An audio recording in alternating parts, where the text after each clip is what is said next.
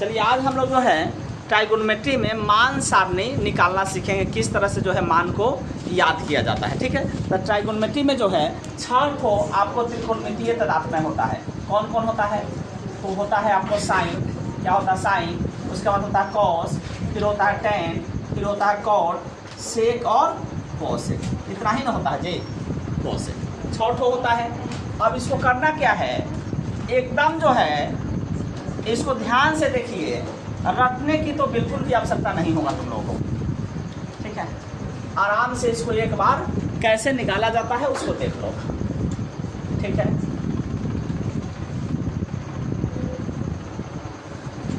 हो गया, इसकी इधर अब जरूरत नहीं पड़ेगा तुमको।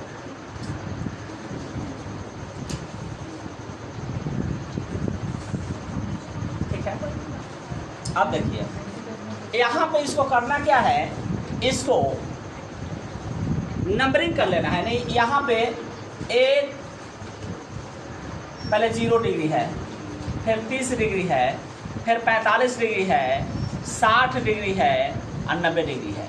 इसका मतलब ये हुआ कि साइन 0 डिग्री का मान इसमें होगा, साइन 30 डिग्री का मान इसमें लिखाएगा, साइन 45 का मान इसमें लिखाएगा, साइन 60 का मान इसमें लिखाएगा, साइन 90 का मान इसमें लिखाएगा। उसी तरह से कॉस 0 का मान इसमें लिखाएगा, कॉस 30 का मान इसमें लिखाएगा, कॉस 45 का मान इसमें, कॉस 60 का इसमें, कॉस 90 का इसमें। इस तरह से तुमको सब याद करना होगा।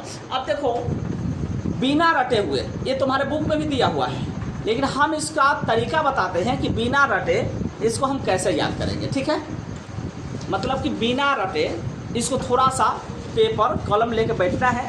मतलब 10 से 20 मिनट तक तुम अगर समय देगा तो निश्चित रूप से लिख करके और तुम याद कर सकते हो, तुम्हारे दिमाग में फिट हो जाएगा। रटने की बिल्कुल भी आवश्यकता नहीं पड़ेगा। कैसे? तो देखिए, इसको हम नंबरिंग कर देंगे, 1 2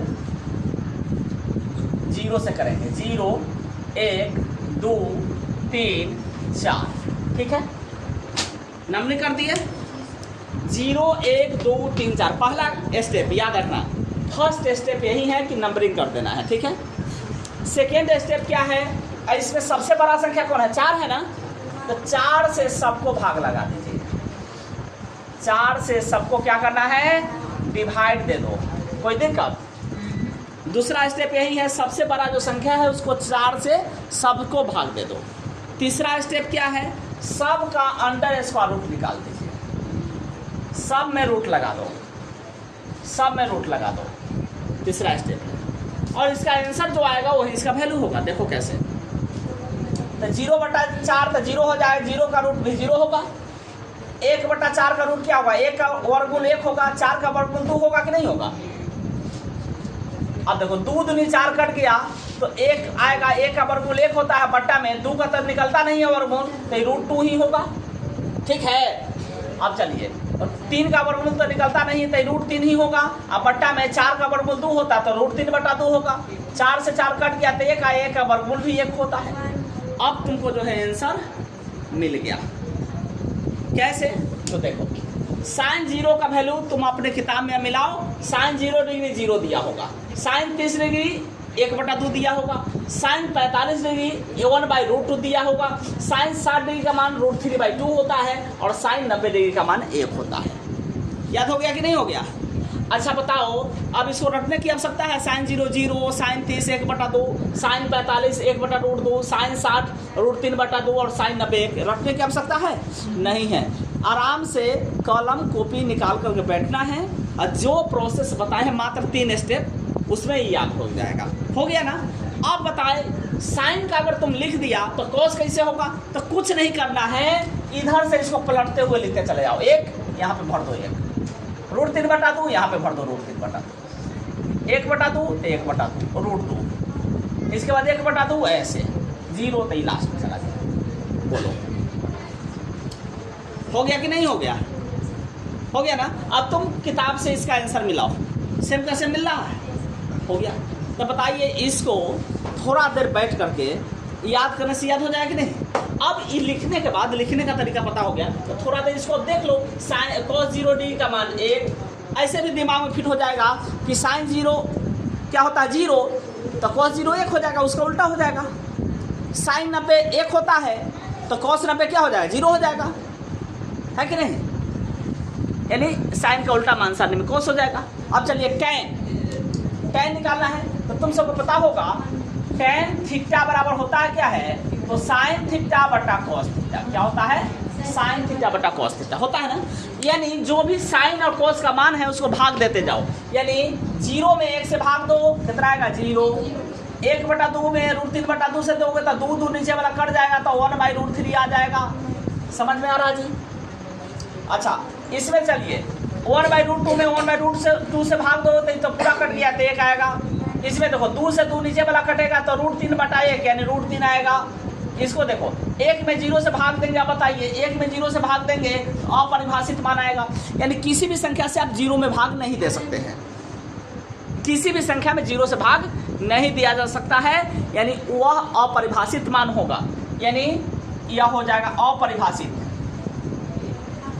या फिर इसको आप इस तरह से साइन दिखा सकते हैं अनडिफाइंड। ठीक है, समझ में आया? tan का मान कैसे निकालेंगे पता चल गया। अच्छा tan का अगर मालूम हो गया तो cot का कैसे होगा, फिर जैसे साइन का निकाले हैं cos को उलट दिए हैं, tan का निकाल दिए, अब cot का लिखना है तो इधर से लिखते चले आओ, अनडिफाइंड √3 1/√3 0। देखो कितना आसान है, हो गया ना, हो गया ना जी। अब चलिए, अब यहाँ 4 तक में कोई दिक्कत नहीं ना, किसी को चारों का मान निकालने में कोई दिक्कत नहीं ना। अब इतना काम करने के लिए तुमको तो 10-15 मिनट बैठ के लिखना ना पड़ेगा जी, तभी याद होगा। अब चलिए सेक का लिखना है तो याद रखना cos का उल्टा सेक होता है और साइन का उल्टा कोसेक होता है। आगे चलो, यानी सेक लिखना है ना, क्या करेंगे, यानी इसको पलट के एकदम गेरी मार दो इसको, यानी 1 को उलटोगे तो यो 1 होगा, इसको उल्टोगे तो 2 ऊपर चला जाएगा, √3 नीचे चला आएगा। समझ में आ रहा है जी? इसको उल्टोगे तो √2 ऊपर चला आएगा, 1 नीचे लिखा है तो लिखाता नहीं है, इसको उल्टोगे तो 2 ऊपर चला जाएगा, 1 नीचे लिखाता नहीं है। इसको अगर उल्टोगे तो 0 है, इसका मतलब कि इसको उल्टोगे तो 1/0 होगा, होगा कि नहीं? तो या फिर तो यह मनवा देगा, अपरिभाषित मान देगा, यानी यहाँ फिर लिखेंगे हम अनडिफाइंड, इसको सीधे यहाँ लिखना दिया अपरिभाषित, इसका मतलब है अपरिभाषित। ठीक है, समझ में आ गया? चलिए अब कोसेक का लिखना है तो साइन को उलटते चल जाइए, यानी फिर यहाँ पे अपरिभाषित, 0 के उल्टोगे तो यही मानना मिलेगा 1/0, यानी अपरिभाषित अनडिफाइंड। आगे देखिए, इसको उल्टोगे तो 2 ऊपर चला जाएगा, इसको उल्टोगे तो √2 ऊपर चला जाएगा, इसको उल्टोगे तो 2 ऊपर चला जाएगा और √3 नीचे चला आएगा, इसको उल्टोगे 1 को तो 1 ही रहेगा। क्या अब बताइए इसमें रटने का कुछ है? समझ में आया? चलिए अगर समझ में आया तो आशा करते हैं कि सब लोगों को जो है इससे फ़ायदा होगा याद करने में। ठीक है, और याद भी हो जाएगा। जिन लोगों को ये वीडियो अच्छा लगा कमेंट करेंगे, कमेंट करके बताएंगे कि कैसा लगा। ठीक है, आशा है कि सब लोगों के लिए लाभदायी होगा। ठीक है, थैंक यू, धन्यवाद।